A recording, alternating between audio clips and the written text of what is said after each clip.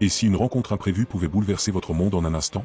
Dans les prochaines minutes, vous allez découvrir l'histoire d'Elisa, Noah et Lysandre, où le passé revient frapper là où on l'attend le moins. Laissez un j'aime et abonnez-vous. L'automne avait recouvert la petite ville de Valbrune d'un manteau d'or et de rouge. Les feuilles tombaient comme des souvenirs qu'on essaie d'oublier.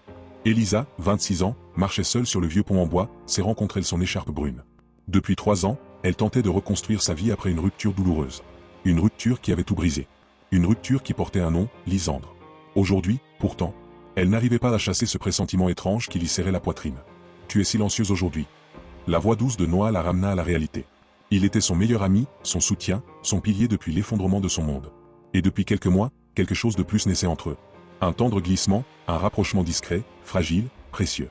Elisa lui offrit un faible sourire. Juste fatiguée, je crois. Tu sais que tu peux tout me dire, murmura Noah, sa main frôlant la sienne. Elle baissa les yeux. Ce contact la réchauffait, la troublait. Mais un bruit soudain, derrière eux, fit se figer l'air. Des pas. Lents, mesurés. Comme un souvenir qui revient hanter. Elisa se retourna. Et son monde bascula. Sous la lueur orangée des lampadaires, Lysandre se tenait là, un sac à la main, les cheveux plus longs, le regard sombre.